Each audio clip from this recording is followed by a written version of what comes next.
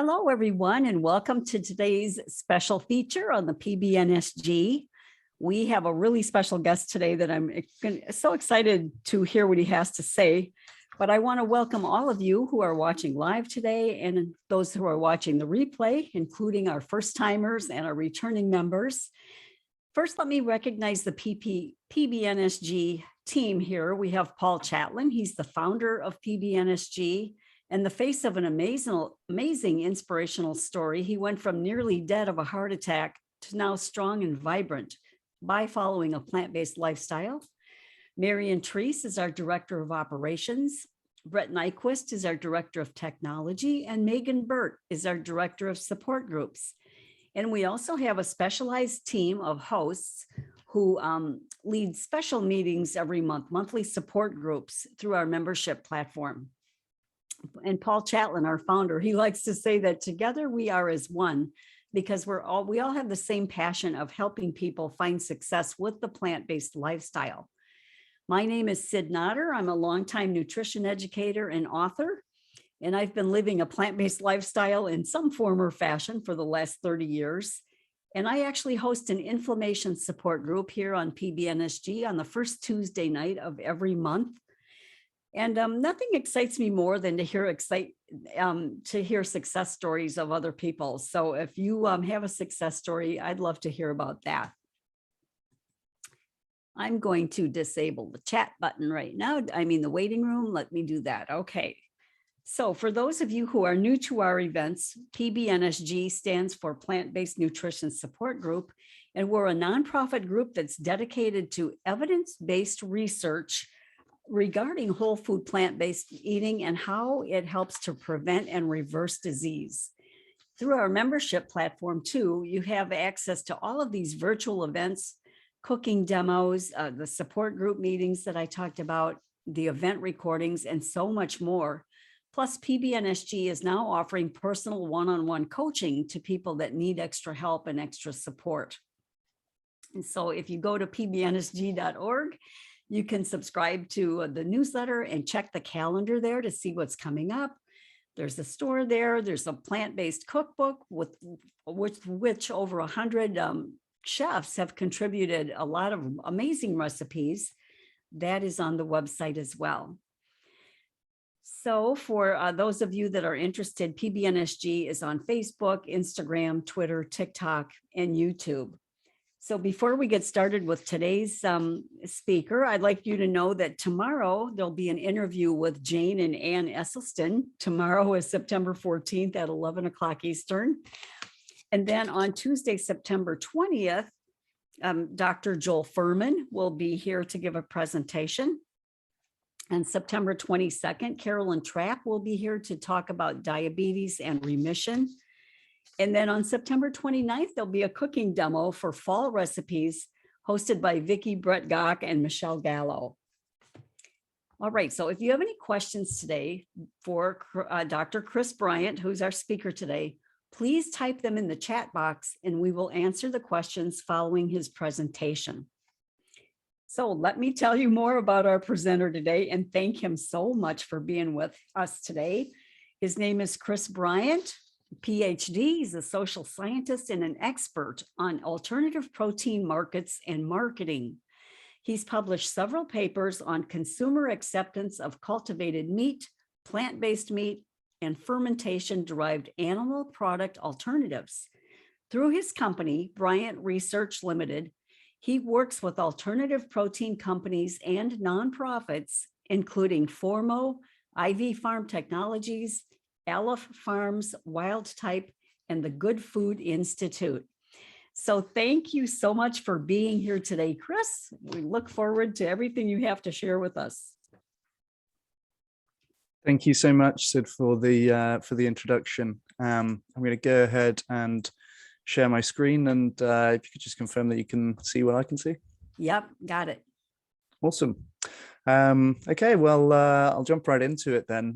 Today, I'm talking about my research on the healthiness and environmental sustainability of animal product alternatives, in particular plant-based meat and dairy alternatives, and their bona fides in terms of health and nutrition, and also in terms of environmental impact and sustainability.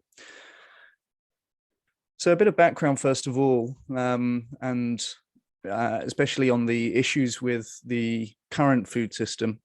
I imagine that a lot of people in the network are familiar with these issues, so I won't spend too much time here.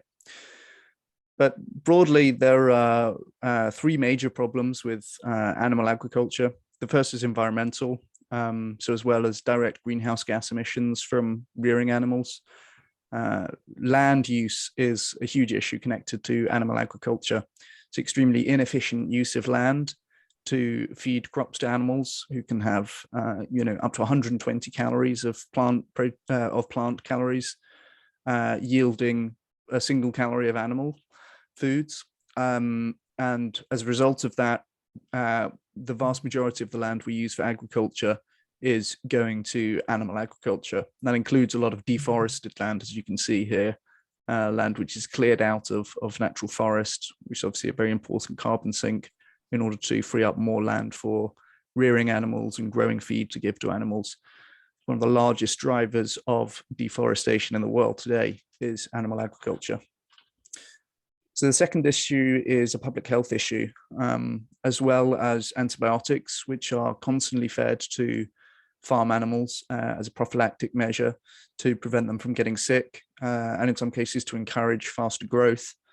We have a situation where we basically have lots of animals which are very genetically similar and are kept in very confined and unhygienic conditions, which is really perfect conditions for spreading viruses and other pathogens, which can then spread to humans. So not only are we using up antibiotics in this situation and accelerating antibiotic resistance, which is a huge problem of its own, we're also producing 3 out of 4 of new emerging diseases which come to humans from animals. And finally, there's the animals themselves, which are not kind of meat-producing machines, but in fact are conscious centers of their own world. They have thoughts and feelings, they have subjective experiences, and usually in animal agriculture, that experience is not particularly pleasant. So this research looked at plant-based animal product alternatives. And the first thing I want to say about this is that these products are animal product alternatives and they are not plant product alternatives. So when we look at products like plant-based burgers, plant-based sausages, these kind of things, I think it's really important to keep in mind that the relevant comparison in terms of the health impacts, the environmental impacts, should be to the animal products which they're replacing and not to the plant products which they're complementing. So oftentimes there's this kind of argument advanced that animal product alternatives are not as healthy as a whole foods plant-based diet. And to which I say, even if this is the case, that's not really the relevant comparison. They're not designed to replace vegetables and legumes in the diet. They're designed to replace animal products. So we can look at some survey data where people are asked, people who buying plant-based meats are asked what they would have bought otherwise. And we can see that the most common responses given are beef at 49% and chicken at 38%. So these making up the majority of the alternative purchases that people would have made if they weren't eating plant-based meat. And you can see that well over three quarters of those options are animal foods. So there's an indication that plant-based animal product alternatives are displacing demand for animal products and should be compared as such. We can also look at the diets of flexitarians. So we have some meat eaters who might have meat-free days, for example. And 59% of those meat eaters who have the occasional meat-free day say that they use direct meat substitutions on those no-meat days. So the majority of people who are following kind of flexitarian diet are using plant-based animal product alternatives to directly replace animal products. So again, the relevant comparison should be between a plant-based burger and a beef burger, not between a plant-based burger and a whole foods plant-based diet. Just to drive this point home as well, we can look at what's called cross-price elasticity. So this is an economic concept. When we talk about price elasticity, we're talking about basically sensitivity to price changes. When a product gets more expensive, we expect people to consume less of it. And cross-price elasticity looks at the impact on other products of price changes. So the research referenced here at the bottom, all of the citations are at the bottom, and at the end I'll give a link to the slides and to the paper as well. But the research referenced here finds that reductions in the price of plant-based meat lead to reductions in the production of cattle. So again, this is a sign that plant-based meat is displacing demand for animal meat. We would expect this to be the case if these two are essentially competing products, right? So as plant-based meat products get cheaper, we see reduced production of animal meat. So again, the major point here is that the relevant comparison is between plant-based animal product alternatives and animal products, not to a whole foods plant-based diet, for example. Now, the key benefit of having these kind of products is to make plant-based eating easier for consumers. So when we look at the major barriers that people cite when talking about plant-based diet adoption, really the major things that stop people from eating plant-based diets are taste preferences. They just don't like the taste of plant foods, or would prefer to have animal products included in their diet from a taste perspective. And also a lack of familiarity with ingredients, lack of cooking skills relating to those ingredients, really unfamiliarity in terms of moving from a diet with animal products to a diet of plants only. And that's something that plant-based products can help to remedy. Not only do they emulate the taste and texture and eating experience of animal products, but they can also be more straightforwardly substituted into dishes which would otherwise contain animal products. So that's one thing. We can see that a major driver of food choices in general, and for alternative protein adoption in particular, is convenience. So people want their foods to be in a form which is convenient for them to access, doesn't require too much additional cooking knowledge, and can be purchased and used in a familiar kind of way. So providing convenient alternatives to animal products, again, is going to increase the uptake of plant-based diets compared to a situation where we only have whole plant-based foods to offer. There are also studies suggesting that the meat alternatives which have the best chance of displacing demand for meat are the ones which are very similar to meat in terms of taste, texture, and also appearance. So pretty much this is suggesting that the more similar we can make these products to the animal products which they're designed to replace, the better chance they have of actually displacing demand for those animal products.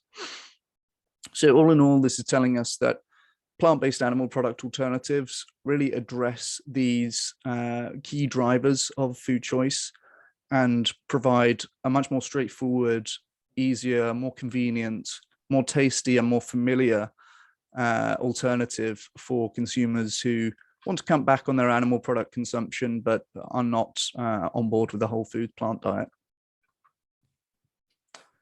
And we can see over time that the quality of meat alternatives and other animal product alternatives is increasing quite rapidly. So this is survey data from Belgium in 2019, where we see 44% of people saying that existing meat alternatives were meeting their needs.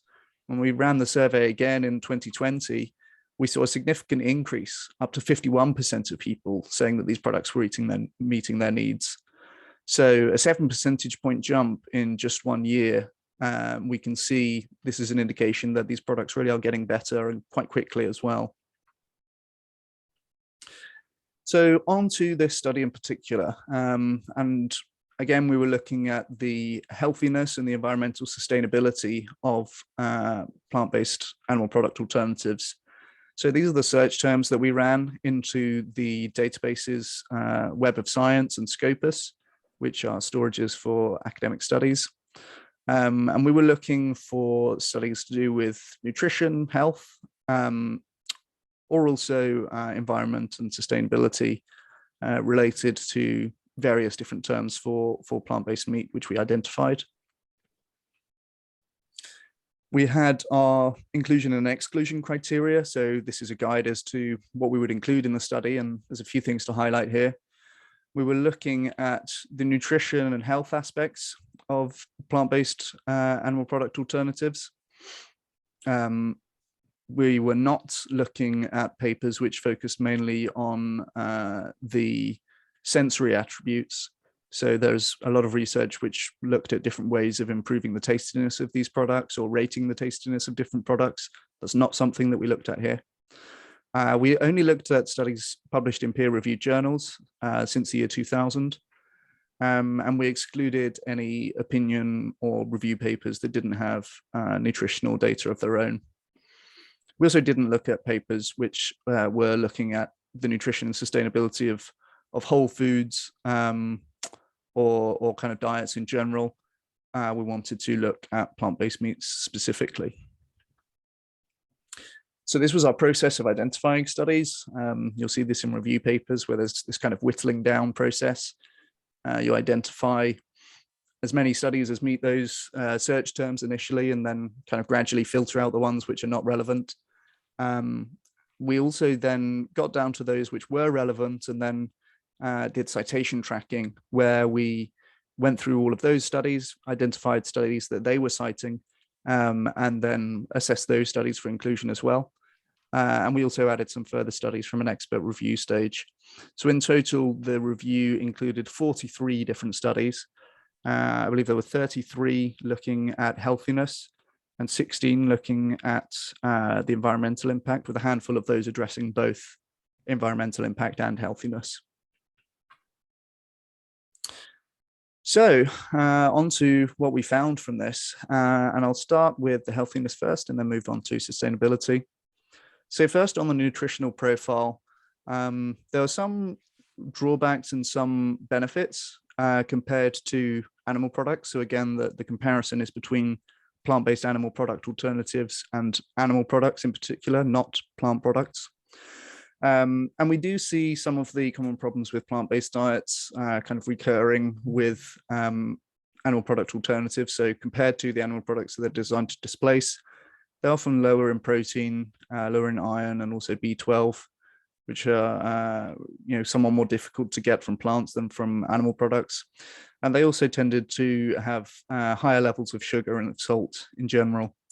But when we look at the positive side, we can see we actually avoid a lot of the nasty things that we don't want to be eating from animal products. So overall, these products had lower calorie density, right? So they had fewer calories per gram of food compared to the animal products which they're displacing.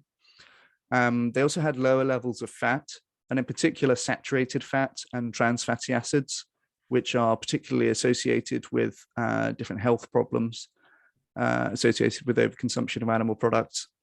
And they had less LDL cholesterol, which again is associated with a range of health issues and commonly found in animal products. Also, there were some things which plant-based meats had, which conventional animal products lacked. So these products are typically higher in fiber. They'll have more minerals and vitamins of different kinds, and also more overall metabolites. So there's really a range of benefits for the plant-based products as compared to the animal products only. And we find that kind of, while there are pros and cons of both, on balance, the nutritional profiles for the animal product alternatives tend to be favorable over the animal products. Well, there are a range of different health outcomes that were mentioned in these studies, as well as just comparing nutritional profiles. So the first is on muscle synthesis and weight loss. And there's really found to be some benefits from plant-based animal product alternatives here.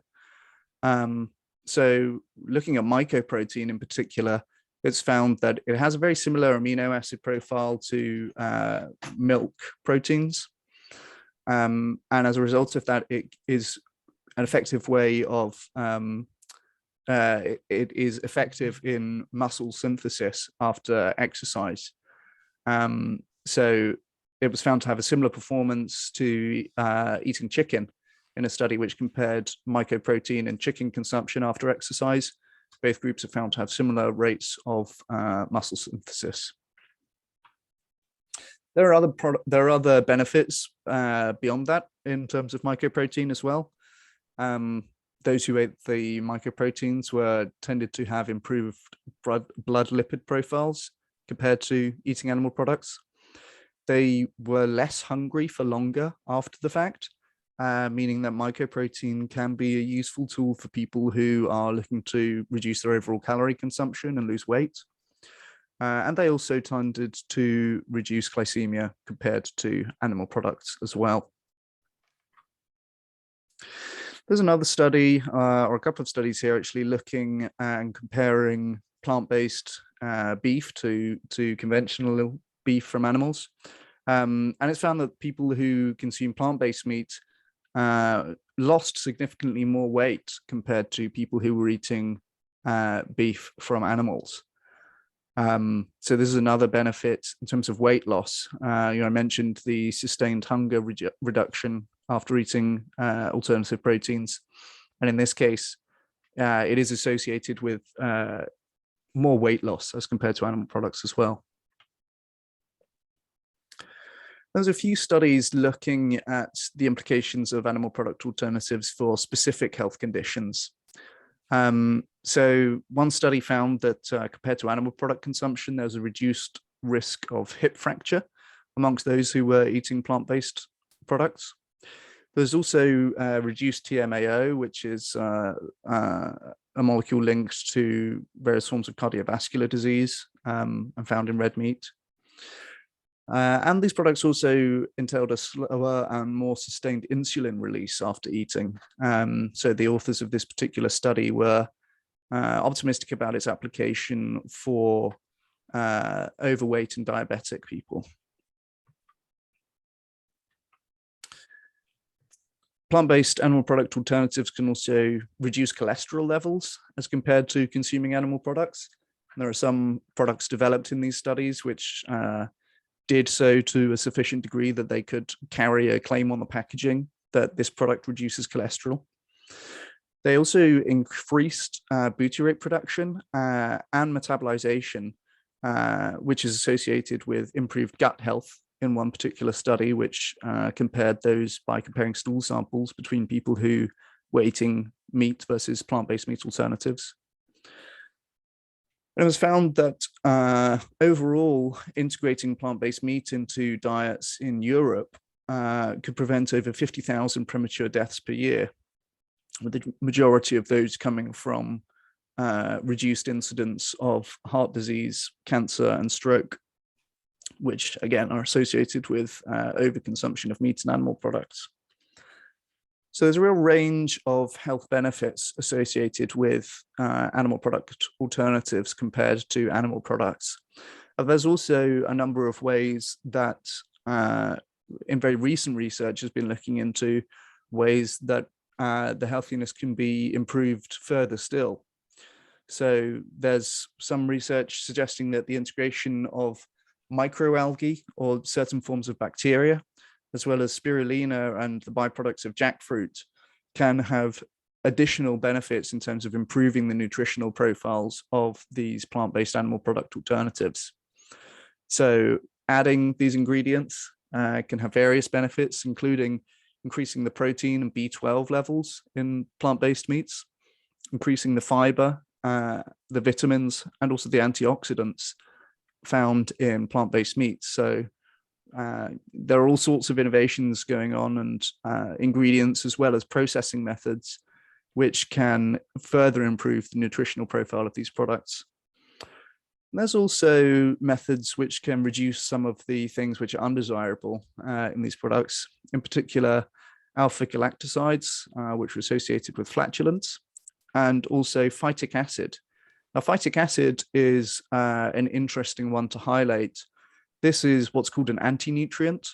Phytic acid is found in high quantities naturally in legumes, but it actually inhibits the absorption of several important vitamins and minerals, including iron, calcium, and zinc. So this is an example where it's possible that plant-based animal product alternatives can have some health benefits over and above a whole foods plant-based diet. So in the case of phytic acid, there are ways of processing legumes into plant-based meats, which can reduce the phytic acid content and thereby increase the body's ability to extract iron, calcium, and zinc from a plant-based diet.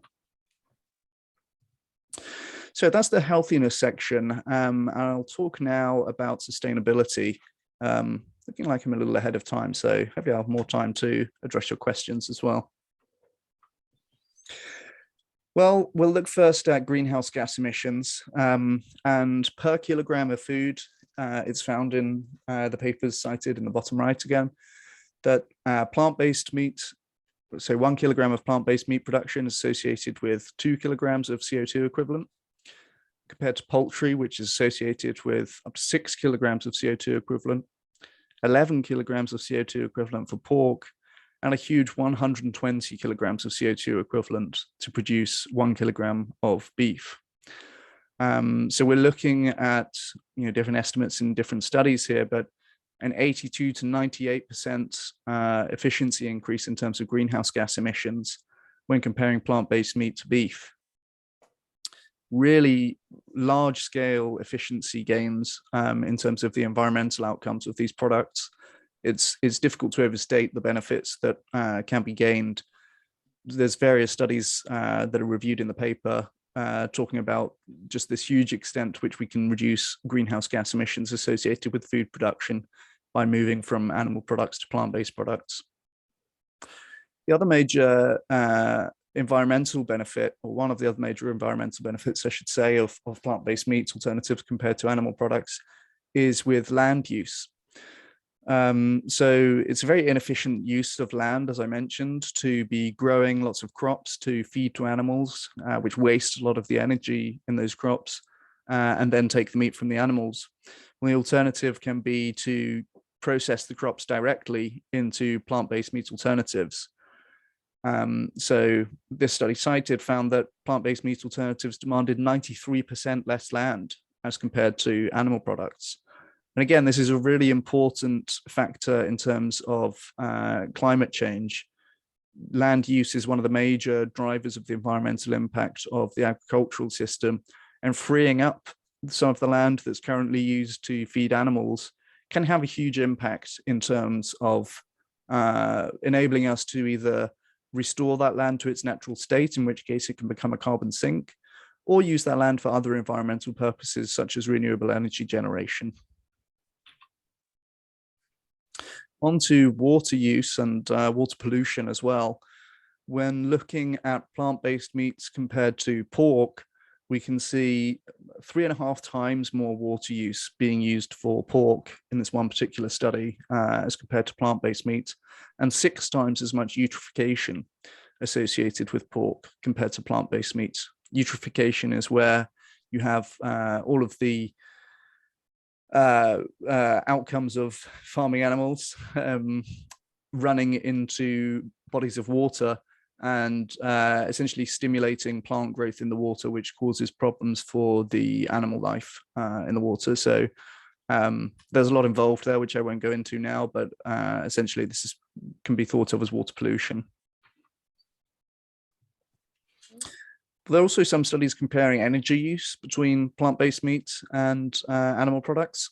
And it's found that depending on the farming method for beef, this is using between 2.6 and 4.7 times more energy to produce beef compared to plant-based meat, kind of pound for pound.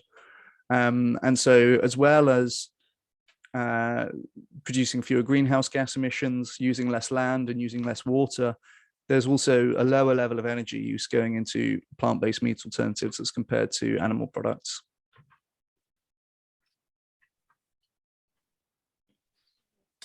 And there's a range of other environmental benefits which are noted in some of these papers as well. So there's 70% less fertilizer needed for producing plant-based meat alternatives compared to animal products, 27% lower pesticide use, and 75% fewer carcinogens released into the environment from producing plant-based products as compared to animal products. And it's found that these products, these environmental benefits really sustained and remained regardless of product categories, different types of product ingredients for the plant-based products, different countries of production, and different sizes of factories. So the study cited here actually looked at the environmental outcomes of real plant-based meat factories and found that these environmental benefits applied really in almost all cases of plant-based meat production compared to animal products. So let's look at some data which goes into kind of the social perceptions of these things. So that was the findings of the review in particular. And now I'm moving on to talk about why people's perceptions of the healthiness and environmental sustainability of these products might differ from the reality. And really, it comes down to this kind of heuristic that people have about processed food. So there's this idea now that processed food is necessarily bad, and that natural food is necessarily good in terms of healthiness or in terms of environmental impact as well. So there's one study which showed a group of consumers the nutritional labels of two different products, a plant-based product and a beef product. When they can see the nutritional label only and not the ingredients label, you can see 45% here thought that the plant-based product was healthier than the beef product. Then when they also get access to the ingredients label, that percentage drops, and we see more people moving over to saying they're unsure which is healthier, or actually saying that the beef product's healthier. Now, in this instance, we still see more people saying correctly that the plant-based product was healthier. This is kind of a before and after measure, but I suspect that if you had the same question set up in a kind of experimental design where people are not already anchored to the responses that they've given in the first instance, you'd likely see an even greater shift based on the ingredients labels. Now, of course, the nutrition label is the important thing for determining healthiness. So it's an interesting observation here that many people were moved away from that opinion by the addition of the ingredients label, which shouldn't really be as relevant for that. We have now this classification of foods by the degree of processing. You'll have likely come across the NOVA classifications of food, where category 1 foods are meant to be very close to the natural food source. And there's various types of processing that can be applied, and foods still fit into category 1. Whereas category 4 products are meant to be the most processed foods, right? So they'll include processes which have no domestic equivalent, and they might use additives to enhance the appearance or flavor of foods. And what's interesting about this classification, I'll go on to give an example of this, but one of the reasons given for category 4 foods typically being unhealthy are that they're typically high energy density, high glycemic index, are hyperpalatable, and so lead to very high consumption of those foods, and low satiety. So that meaning that they don't tend to satisfy people eating them. Again, people will overconsume foods in this category broadly. But what's interesting about this is these criticisms don't really apply to plant-based animal product alternatives. So we already saw how plant-based meat is lower energy density as compared to animal products, and actually increased satiety compared to eating animal products. So the reasons given why the category 4 processed foods will tend to be unhealthy actually don't necessarily apply to all foods in that category, and they don't apply to plant-based animal product alternatives for the most part. So we've got this kind of situation where we have a range of foods, and each of these is going to have different healthiness and sustainability credentials of their own. And the best way of assessing these would be to look at each of them individually. But rather than doing that, we've kind of had this brute force method of separating them into categories and saying these foods over here are the natural unprocessed ones, and those foods over there are the unnatural and processed ones. And we're going to say that all of these foods in the green are healthy, therefore, and all the foods in the red are unhealthy, which is actually a very unhelpful way of looking at things. And we can see that there's going to be just obvious exceptions to this. So supplements, for example, they're completely processed. They're not found in nature, but they're actually recommended for optimal health for meat eaters as well as people following a plant-based diet.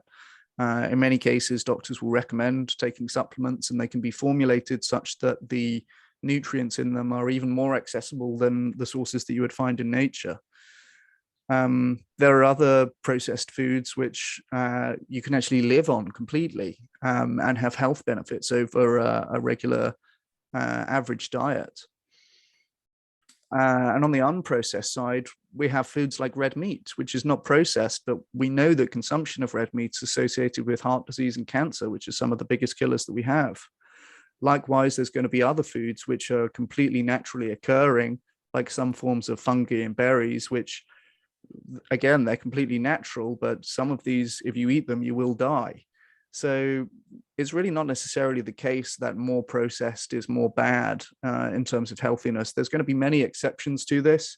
And in my view, it's really an unhelpful way of looking at food healthiness. It might even be true on average that less processed foods are going to be healthier, but it's not necessarily true in the case of plant-based meats. And there's going to be many instances where it's not true. I touched on this briefly already, but there are some advantages even over consuming the whole plant foods in consuming plant-based meat. So when we take legumes, for example, and process them into plant-based meats, using various methods, we can decrease the phytic acid content in those foods. We can decrease the alpha galactosides found in those foods. We can actually increase in vitro digestibility. So there can be health benefits compared to the unprocessed forms of these foods in the processed forms of these foods. So I'll give a summary of everything that I've said here. In terms of the environmental outcomes, plant-based animal product alternatives emit fewer greenhouse gases, they use less land, they use less water and less energy, and have fewer other environmental harms as compared to animal products. They are also lower in saturated fat, in trans fatty acids, in calorie density, cholesterol, and they're higher in fiber, vitamins, and metabolites. And there's ongoing research to further improve the healthiness of these products. So there can be new production techniques, many of which are not yet available in the plant-based food products that you'll find in the supermarket today, but under development for future iterations of these products, which can actually improve the healthiness further by increasing the iron, protein, and B12 content, and reducing the content of sugar and salt compared to animal products. All right, thanks very much. You can find my website. It's linked here, bryantresearch.co.uk. And there's also links to the slides and to the paper. So the third one down is the links to the slide. It's tinyurl.com/PBNSG 2022. That will take you to these slides. And then you can also find the paper that this research is based on. Thanks very much. I'll be happy to answer your questions. Well, thank you so much, Chris. That was fascinating. I learned so much just in this little bit of time. Can you explain what a microprotein is? I'm not quite sure I understand what that means. Right, mycoprotein is, I don't know if you guys have Quorn in the US. Quorn is a very big meat alternative here in the UK, but it's actually a type of fungi, which it's like fermentation biomass form of alternative protein. We have Quorn in the UK, and they do, sausages and Quorn nuggets and that kind of thing. But yeah, it's essentially, you wouldn't know the difference from kind of a plant-based meat really if you were to encounter it, but it's technically fermentation derived. Okay, thank you. Are there any questions from the audience today? Please type those in the chat box.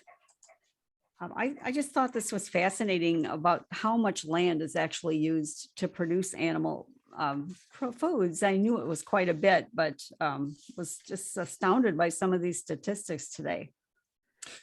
Yeah, I think that's one of the main driver of a lot of the environmental problems associated with animal foods. And we can think about, in biology, you have this concept of the trophic chain. We can think about like the food chain, and essentially energy is lost at each stage. So you have, whatever energy is contained in the plant foods, and then if we feed those to animals and then we eat the animals, there's a bunch of energy which is just wasted on, heating their bodies and doing other things that are not important to the outcomes that humans are broadly interested in. So yeah, it's just a very inefficient use of land and of food inputs to produce animal foods. Yeah. So as time goes on and we keep using more and more land to produce animals, is it getting worse? The amount of land must be decreasing in some degree, right? Or, I mean, when Yeah, is it no well, longer sustainable? well, yeah, good question. I mean, already, really, I mean, our current rate of animal product consumption is not sustainable. It's an interesting situation kind of globally, because you'll see already in many developed countries, we've kind of plateaued and are even declining in terms of animal product consumption. Meat consumption, for example, has gone down in the UK over the last 10 years. I think it's down about 15% over the last 10 years. Germany is seeing this also. But the issue is that many developing countries, as their incomes increase, are demanding more animal products. So on a global level, consumption of animal products is still increasing, which is causing us problems. But yeah, as you say, the current situation is really not sustainable, and we're still eating more animal products broadly than the developing countries, although we're heading in the right direction, as it were. So yeah, we need to reach a stage where we're reducing animal product consumption globally. And yeah, our current diets in the developed world, if everybody wants to eat like that, it's certainly not sustainable. Mm-hmm. Okay, there's a question here from Monica. Have you studied the value of freeze-dried plant-based foods? Good question. No, not in particular. I don't know that there would be any reason to suppose that that would alter the nutritional value of those foods, though it could be the case. Yeah, that's not something that's mentioned in any of the studies in this review, so I guess I'd hesitate to comment on that. Mm-hmm. Okay. And here's a question from Mike. Do you have suggestions for alternatives to the NOVA scale? Yeah, great question.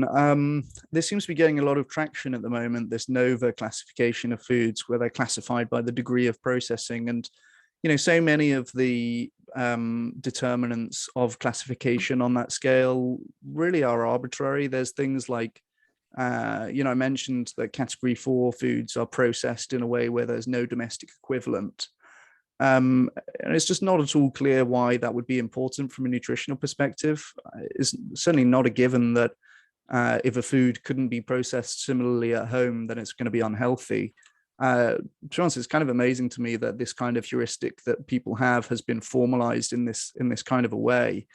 It could be the case that processing that can't be done inside the house is the way to get the optimally healthy food, right? As in the case of supplements, for example. There's no way that I can make that at home, but it's still going to be optimal for my health to be consuming it. So in terms of alternatives, I think there's something called the Nutri-Score, which considers actually the nutritional content of the food as opposed to the degree of processing, which, as I say, there's no reason to suppose really that correlates with healthiness. So Nutri-Score is one proposed alternative. And also just looking at the nutrition. I don't know the details of the Nutri-Score, but I gather it essentially evaluates the nutritional content of food as opposed to simply the degree of processing.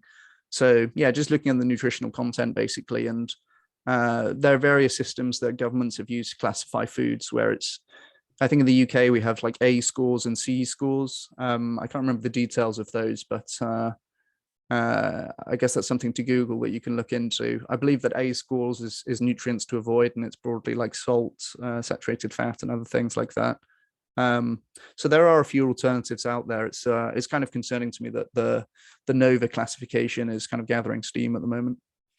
What does that stand for, NOVA? Do you know? Or- That's a good question. I don't know that off the top of my head. I know it's developed by a research group in Brazil. So it could be that it's something in Portuguese. I'm not actually sure.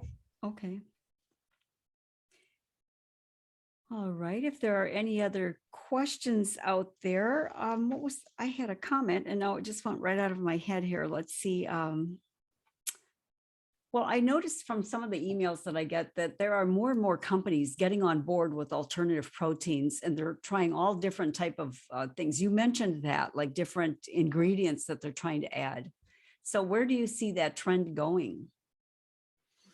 Yeah, it's a good question. And, I was kind of narrowed my scope to only be looking at healthiness and environmental impact in this study. And I mentioned a few of the different ingredients that can be added to improve the nutritional profile.